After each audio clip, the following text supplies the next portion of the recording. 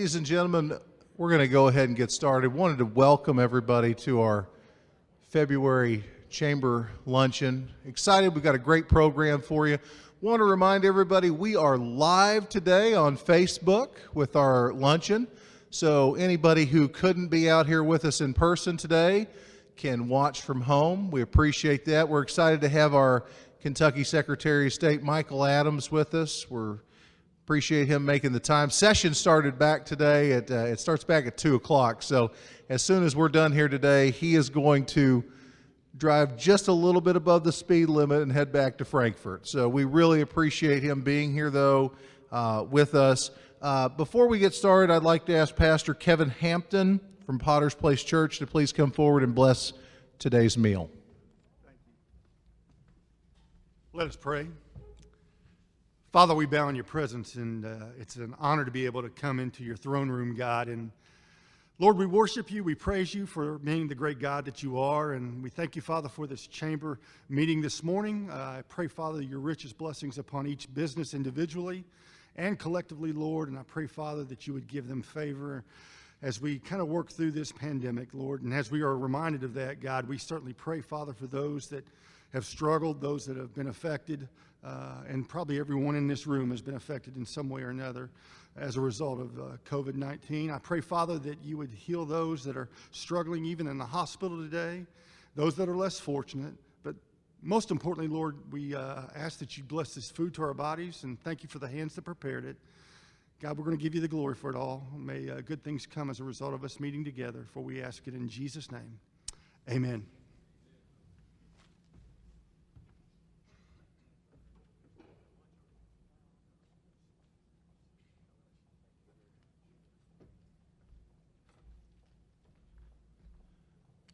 Thank you very much, Pastor Hampton.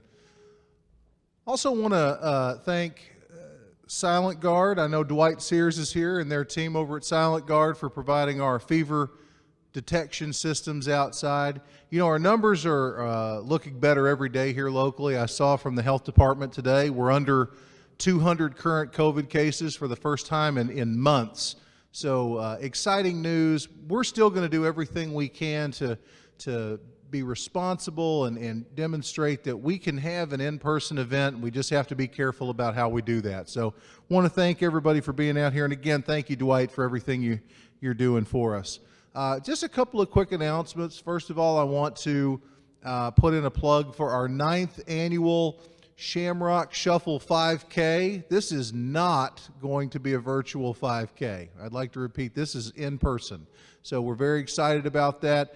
We're going to be doing it a little bit different this year, where we're kind of breaking people up into pods, I guess you could say. So you can actually go online when you register. You can actually select the time between 10 and 11 o'clock that you want to take off. But since it's chip timed, it really doesn't matter. First place will still be the fastest person that takes off. But we're excited to have a lot of energy around this year's race. I'm getting a lot of people. I think they're tired of being on the couch. I think we're ready to get outside, get a little bit of exercise. So I would like to ask everybody, it's dog friendly, it's walker friendly, and it's a lot of fun. So I would encourage everybody to come out, get a little bit of exercise. That's going to be on Saturday, March 13th, down in Burnside, 9th annual Shamrock Shuffle. Also want to let everybody know that our 8th annual Young Entrepreneurs Academy is off and underway. We're very excited. For anybody who doesn't know, this is a program we started 8 years ago where we help mentor and teach middle and high school students how to start and run their own business. I know a lot of people in here have been actively involved in this program in one capacity or another, and I want to thank you all. Farrah Dobbs is our program manager. There's Farrah over there in red. She's doing a great job. Dolores Dalton, after 7 wonderful years, has decided to retire, and it's big shoes to fill, but Farrah's doing a great job. We've got some great teachers this year, and tonight is our first class. So we have the largest class we've ever had. We actually had to turn students away this year, which I'm very excited about. I'm not excited we had to turn students away, but I'm excited we had that much interest in the program. So very excited, and it's a 17-week program, and at the other end of this program, we're going to have some new entrepreneurs here in in our community. So very excited about that. With that, I think I'm going to go ahead and turn the program over to my new boss. He's my new boss, 2021 Chamber President, Mr. Matt Ford.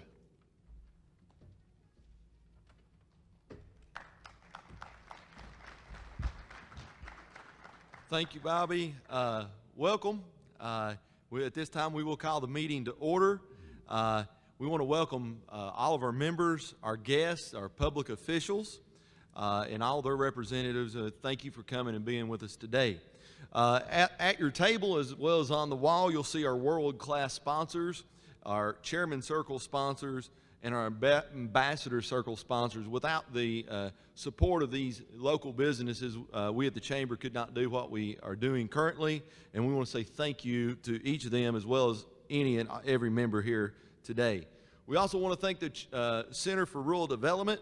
What a great facility we have here in our community. So many things that we can do here, and we always want to say thank you to them, as well as Karen's Catering. Let's give them a big hand for a great meal served. As Bobby's already said, Dwight, thank you for testing us, keeping us safe. Thank you for all your team has done here today to keep us safe. At this time, Tiffany Finley is going to come and give you the introduction to our new members at this point.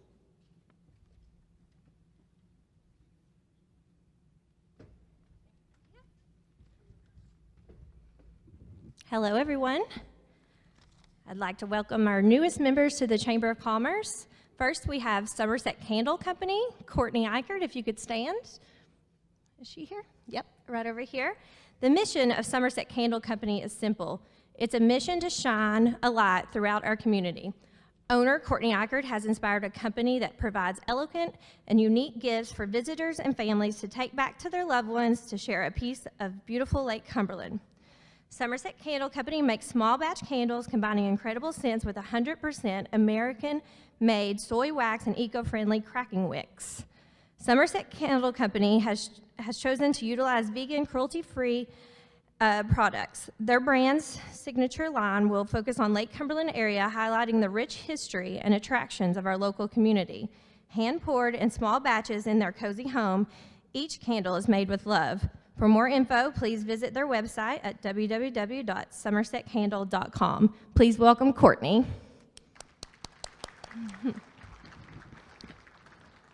Somerset Sober Living, contact Jonathan Hardy. Are you here?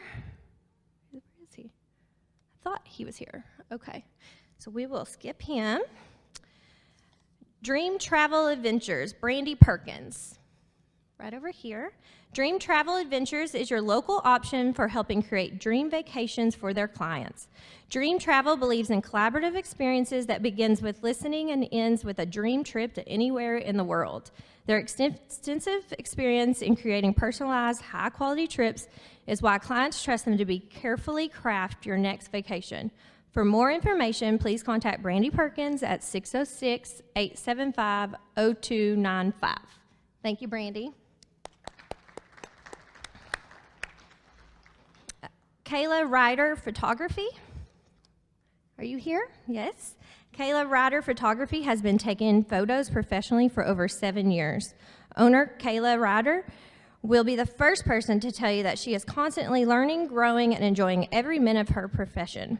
One of the best things about a photograph is that it can take you right back to a moment in time, right back to the love and joy that you felt at the moment the image was taken. The goal of Kayla Ryder Photography is to freeze all those amazing moments, whether it's for an intimate family session, kids photography, or your wedding day. For more info, contact Kayla at 606-219-0033 or at KaylaRyderPhotography.com. Thank you so much.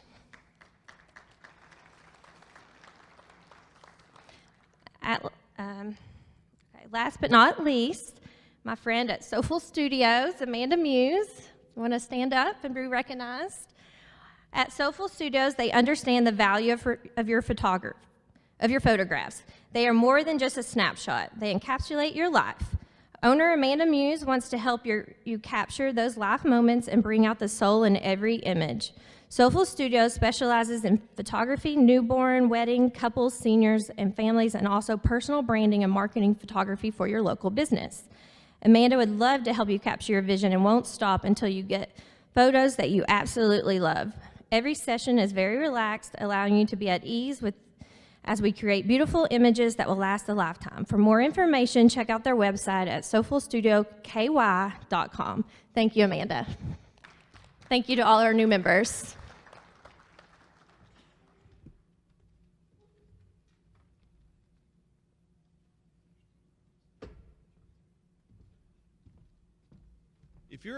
If you're an ambassador, if you would please stand up. We got several of you here. Once again, the chamber would not be as successful without these people here. Tiff's got one more. Go ahead, you all can sit down. We'll let Tiff tell you about one or two more businesses. We missed a sheet. Well, I'll never live this down, but I forgot to mention the people that are not in attendance today. So, Ice Cream Castle, contact Laurie Fairney, and Tom James Company, contact Paul Holt, and Whimsy Boutique, Taylor Links. And Reserve 63 Apparel, contact Jessica Russian and Nathan Mong. Sorry, everybody. Good job, Tiff. Everybody give Tiff a hand. I tell you, that's one thing I really enjoy about stepping up. You don't have to read all those things. I tell you, I really never enjoyed that, so you're doing great, Tiff. At this time, Sean, if you would step forward, we're going to recognize the Chamber Ambassador for the month. And for this month, it is Mark Ranshaw with Ground Play Mulch and Rock. Give Mark a big hand.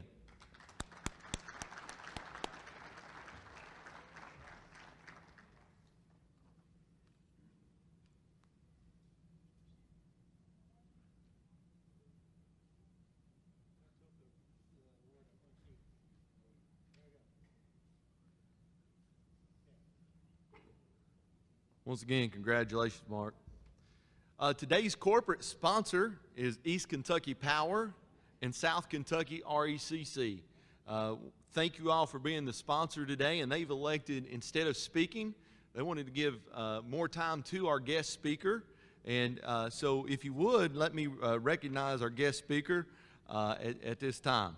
Michael G. Adams, a native of Paducah, is the Kentucky's 86th Secretary of State and the 77th person to serve in that role. Michael attended McCracken County Public Schools and was the first person in his family to get a bachelor's degree. After graduating from the University of Louisville, Michael attended Harvard Law School on low-income aid.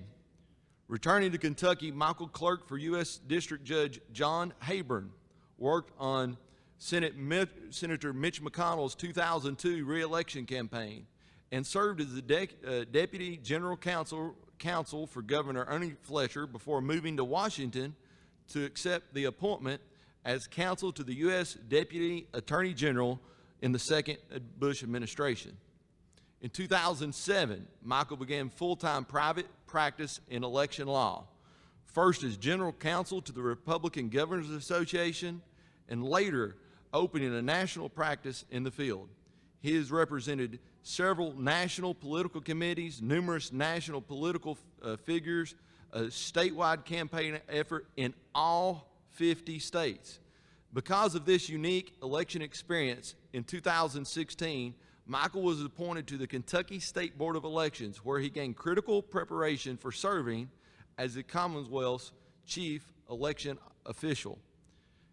As a candidate, Michael was described as the most qualified person ever nominated for the Kentucky Secretary of State. Despite trailing his well-known, well-regarded opponent by 15 points as late as August of 2019, Michael leveraged relentless campaigning and a strong KET debate performance into a comfortable win. He won 107 of the 120 counties.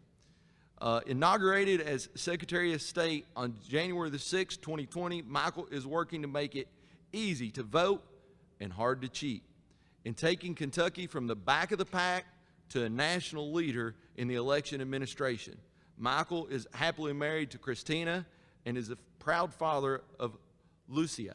I hope I said her name right. Ladies and gentlemen, give a warm welcome to your Secretary of State, Michael Adams.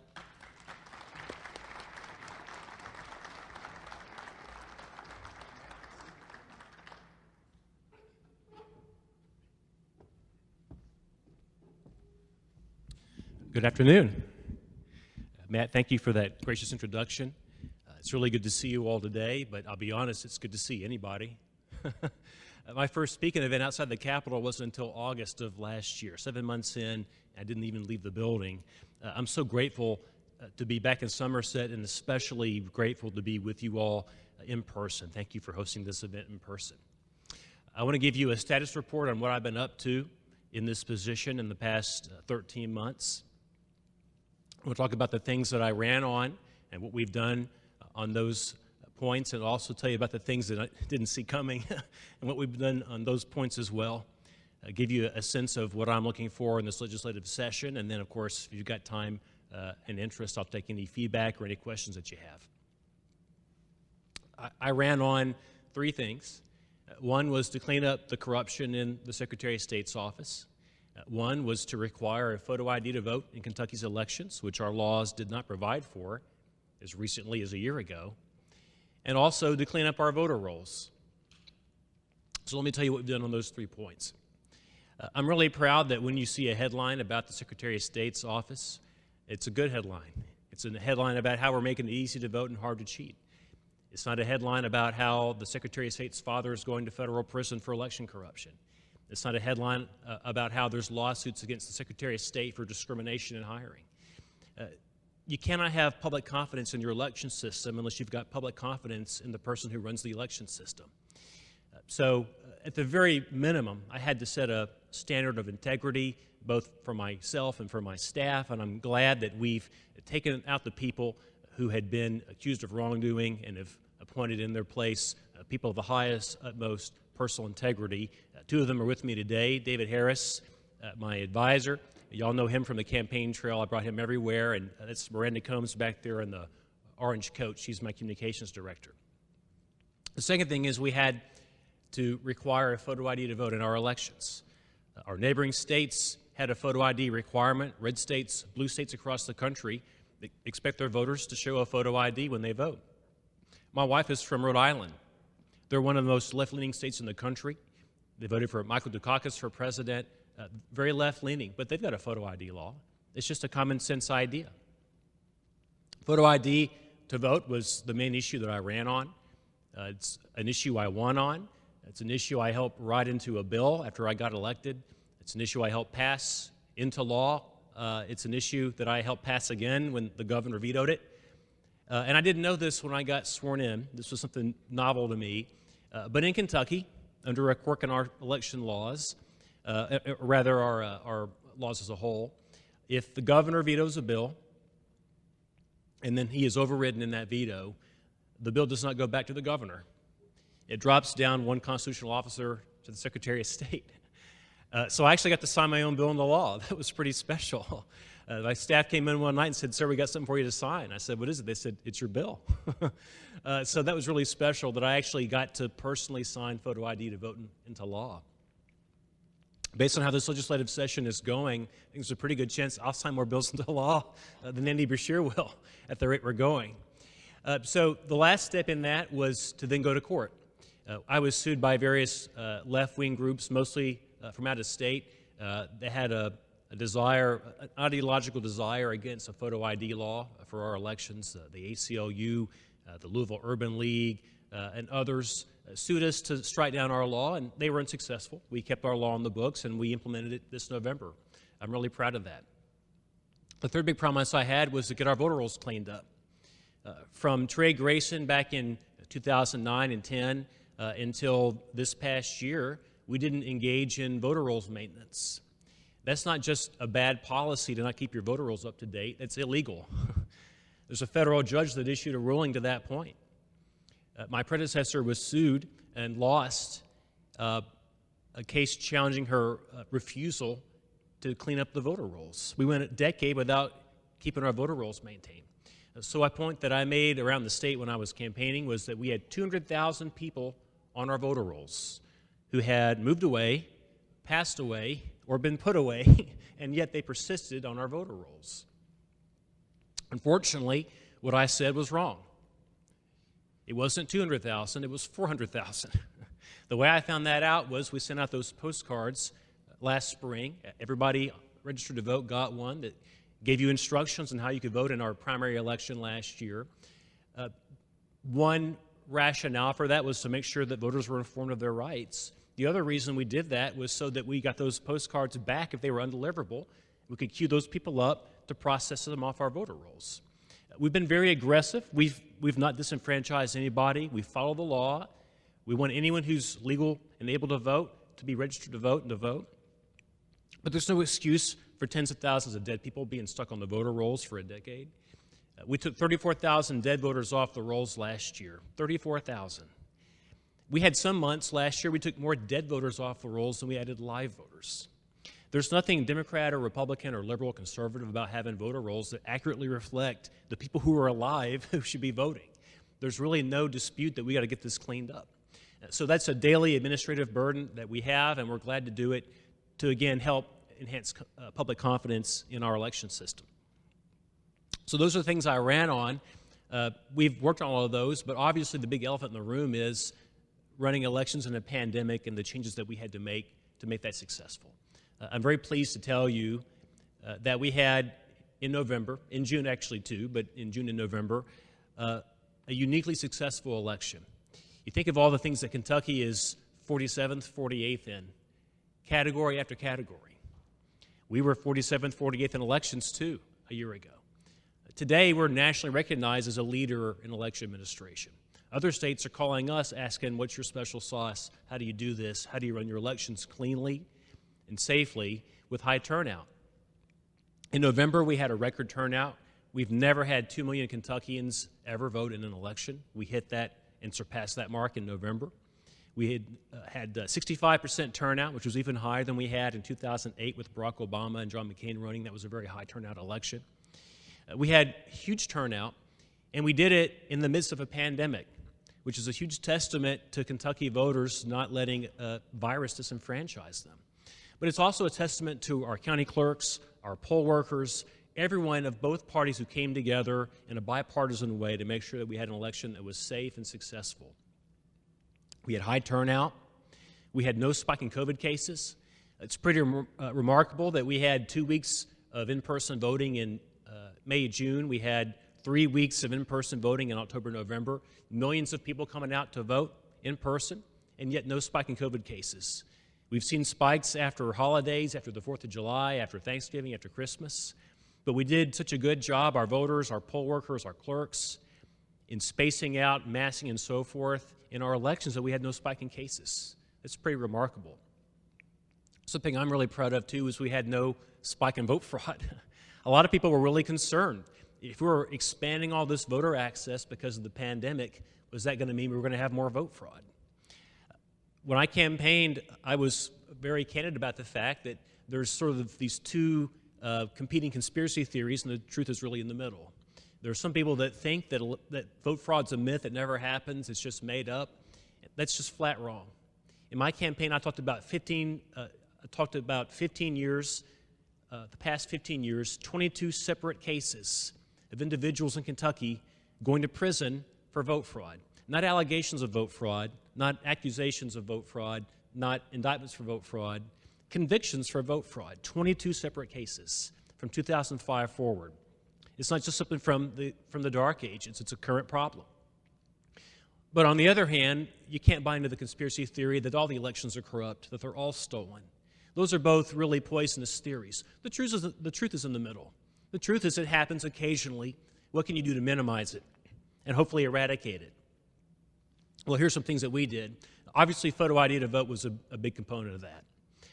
But in the midst of a pandemic, it just wasn't going to be possible to have every voter vote in person. We've had absentee voting as a constitutional right in Kentucky since 1945. Our legislature amended our Constitution to require absentee voting be made available. I think absentee voting is perfectly fine, but even if I didn't, I couldn't get rid of it. It's a right. It's your right under the Constitution. The question is, how do we allow for it, but also make it secure and ensure we don't have vote fraud? So that's why we launched our absentee ballot request portal. Instead of people just sending in pieces of paper to the clerks without any sort of verification process, we had an online portal. We directed people there, and we could actually check their information against the voter database and also their driver's license number. For the first time ever, we've actually had an ID component to absentee voting. We've never had that before. With the portal also, we were able to surveil the election in real time. It used to be these ballots were floating around and no one knew where they were or who had sent out how many or so forth. They were never tracked in Frankfurt. This time, both Attorney General Cameron and I were able to surveil the election in real time. If there were an address that requested multiple ballots, we knew about it. If there were someone who was on the inactive list of voters scheduled to be coming off, we knew that they asked for a ballot. It also gave transparency to the clerks to let them monitor the system. It gave transparency to the voters to allow them to monitor the system, to allow them to monitor whether their ballot requests had been received and whether they had had the ballot delivered back and had their vote counted. Transparency. That's how you get rid of vote fraud. It's how you have a clean election, is transparency. Something else we did is the cure process. In 2018, 7.5% of the absentee ballots that were received back by the county clerks were thrown in the garbage. They were thrown in the garbage, and the voters were never told there was an issue with their ballot. They were just trashed. That's crazy. We required a cure process. So if there were an issue with your absentee ballot, you didn't sign in the right place, your signature didn't match because it's been 20 or 30 or 40 or 50 years since you signed your voter registration card, and today your signature looks different. Mine looks different. I'm 44, and mine looks different than it did when I was 18. Because of this cure process, now the county clerks and the State Board of Elections reach out to the voter. They say, hey, we got this issue. Can you come in and prove your identity? Can you prove this is your signature? Can you bring your ID? We just want to verify this is you before we throw your ballot out. Well, that's really good for those voters. It's only fair you give them a chance to get their ballot counted. It's also good to fight fraud. If we get back a ballot and the voter says, that's not mine, well, now we know who to go investigate for vote fraud. So it's good for both access and it's also good for security. We expanded in-person voting. We're one of the only states in the country that votes 98% of their people on one day in a 12-hour span. That's not really great for working people. To try to find a time to get off on a Tuesday and go vote is really inconvenient. We gave people more days to go vote in person. The hope was to encourage people to vote in person if they could, but also to give them some convenience in how they did so and avoid crowds piling up on Election Day. In other states, you saw lines until 2 or even 3 in the morning to vote. We didn't have that here because we spaced people apart and gave them multiple days to vote. So what are the things that we did last year that I think we should make permanent? I'm actually in the process of drafting a bill. I hope to have it done in the next week or so for consideration by the General Assembly. And let me tell you what the big components of it are. So first, I want to keep in-person early voting. I don't think we need 2 or 3 weeks in every election. That's a bit much outside of a very high turnout election in a pandemic. But I do think having a few days is good. Maybe a Thursday, Friday, Saturday before Election Day. Not all the polls open, maybe just one location. But it really helps working people vote. It also helps with integrity. On my ballot integrity task force I've got with Attorney General Cameron, we've got federal prosecutors. They've made a career out of fighting vote fraud cases all over the state. And they told me their job has never been easier to supervise an election for vote fraud. It's because we spaced people apart. Instead of everyone cramming in on one day and trying to keep up with what's going on, by spacing out over a few days, it's easier for them to monitor the election, make sure that it's free and fair. So I think we should keep a few days of that. Number 2, the vote centers. Those are really popular. We weren't able to open up all the precincts. It just was physically impossible. A lot of our locations canceled on us. A lot of our poll workers canceled on us. The average age of our poll workers in Kentucky is 65. Well, those are the group obviously most at risk from COVID, so we couldn't expect that they would all report for duty. So we had to consolidate some locations, but we actually ended up having a better system overall.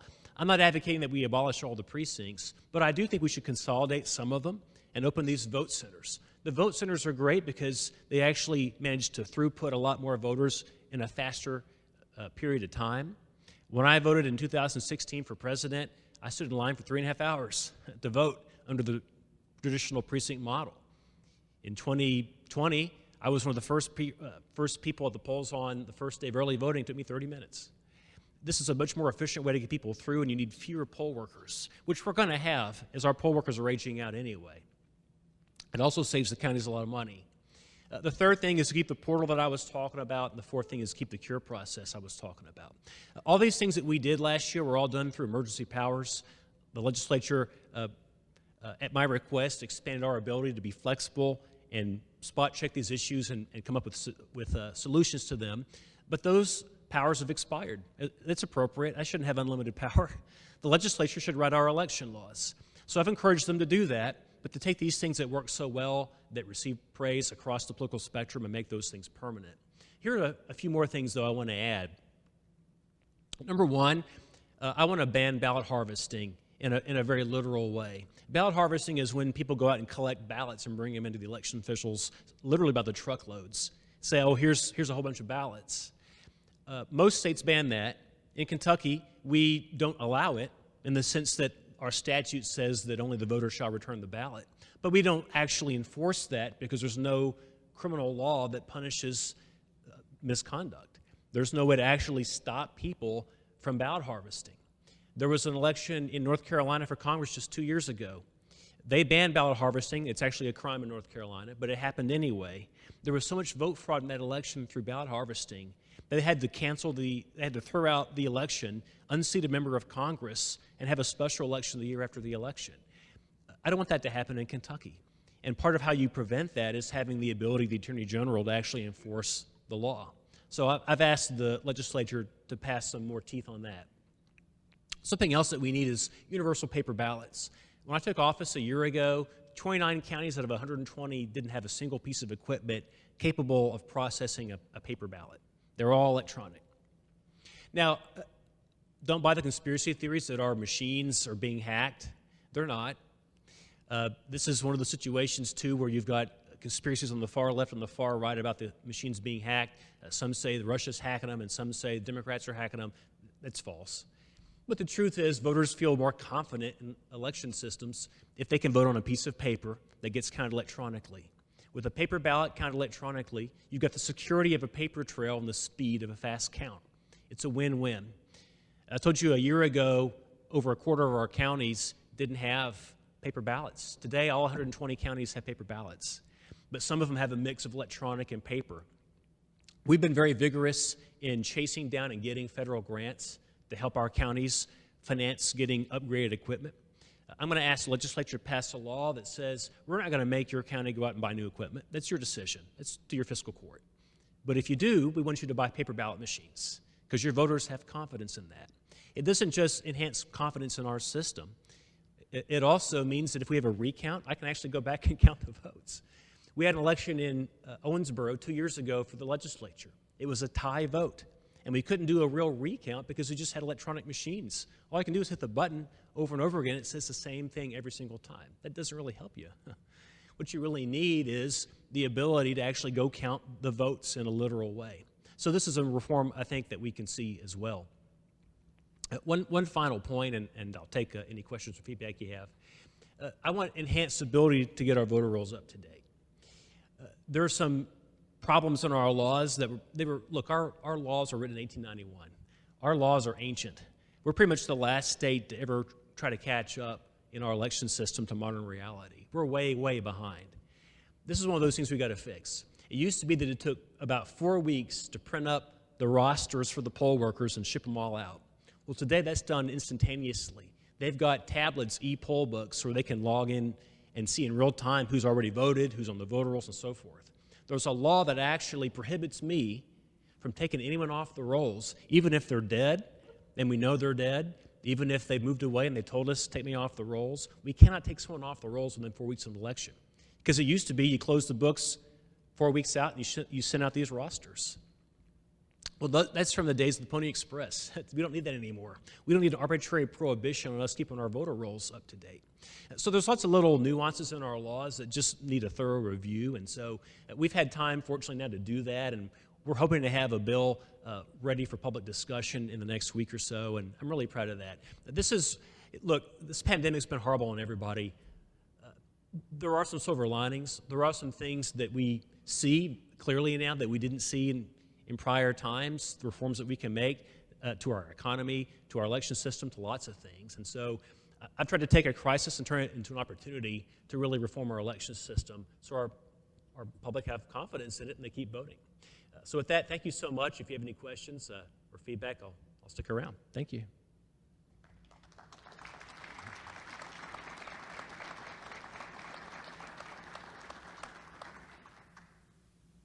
We have time for a couple of questions. Sure. There's a microphone rolling around down here. Does anybody have a question for the secretary?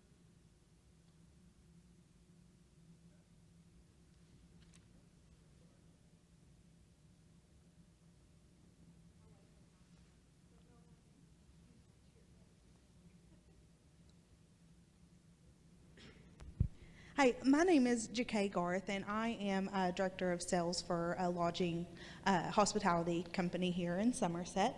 And first of all, I just want to thank you for coming and speaking to us today. And in listening to you talk, there's a lot of things that, you know, I definitely agree with you on, especially the photo IDs for voting and cleaning up the voter rolls. But you did mention that out of those 400,000 voter rolls, some had moved away, some had passed away, and then some had been put away. And I'm just curious, because I am actively involved in the community in promoting diversity as well, about your opinion on people who are incarcerated and their ability to vote. You know, they are still citizens here in our community, and a lot of the things and the people who we vote on affect them directly. And so I would just be curious to hear what you would think about that. Sure. Thank you for the question. I agree. There's different versions of it circulating around the Capitol. And I haven't really picked which one yet that I support. I need to go through them all. But I do support the principle of reestablishing the rights of former felons to vote. I don't think it should be automatic. I think there should be restitution. If required by the judge, then that should be paid. I think the sentence should be served. But I don't believe in a lifetime ban on someone from voting because they made a mistake. And I'll tell you, there's not a lot of issues that I've changed my position on in my life. I'm pretty consistent usually, but this is one.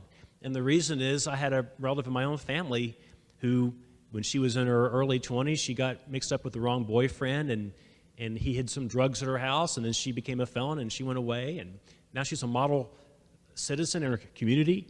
She works at a bank. She's in a position of trust by people who know her. They trust her with the money of the bank. She's an honest, good person. She's worked really hard to rebuild her life from a mistake she made 30 years ago. I don't think, I'm a Christian, and I think forgiveness is required of us, and I think that public policy should reflect that. I don't think that we should have people who are currently felons voting. I think you should serve your time. I think you should pay restitution if that's been required by a judge. But I also don't think there should be a permanent lifetime ban on people for making one mistake. Thank you.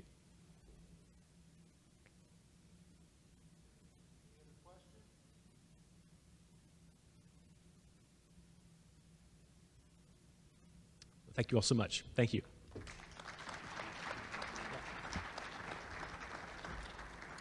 On behalf of the Chamber, we would like to give Secretary Adams, a friend of the Chamber, award here. And if you all would, once again, give him a big hand.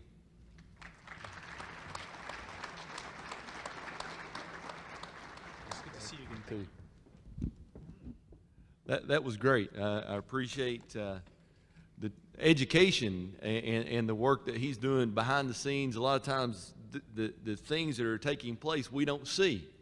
And somebody that's here with us today is Linda Burnett, and she implements this stuff and her staff. So let's give them a big hand too.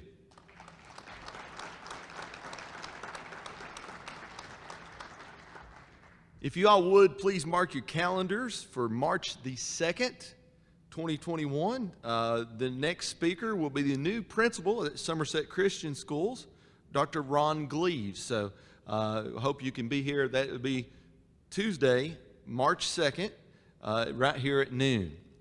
At this time, I do think we have some drawings. The Bobby and Tiff, y'all are going to help me with that. The first one is a gift certificate from M&W Printing. And if you've got this, we'll just read off the last four numbers. 6921, 6921. If you've got that right here, the RECC table, we've got you. The next one is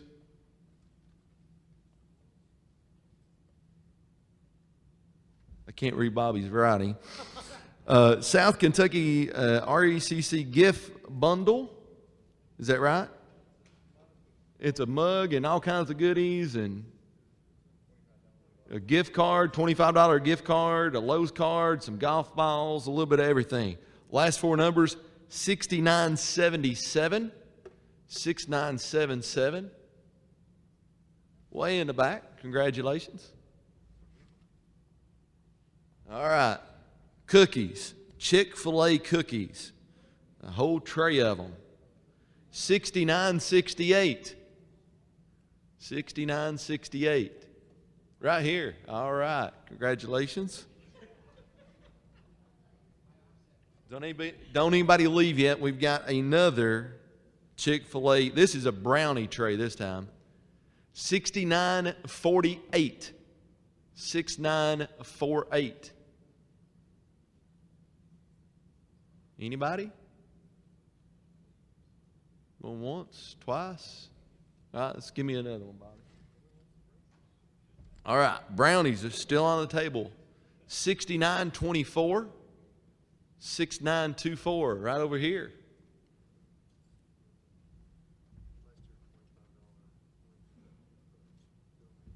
All right, donated from Wings and Rings, a $25 gift card. The first one, we have two of these.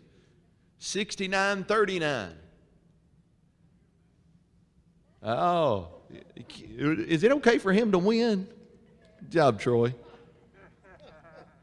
One more. This will be the last drawing. 6934. 69, Jacay. All right, right here in the front. Ladies and gentlemen, once again, don't forget March 2nd at noon. And at this time, Ken Simmons is new to town. Not real new anymore, are you? But I'm going to ask him. He's the new president at South Kentucky RECC. If you would, please lead us in a Pledge of Allegiance to close out.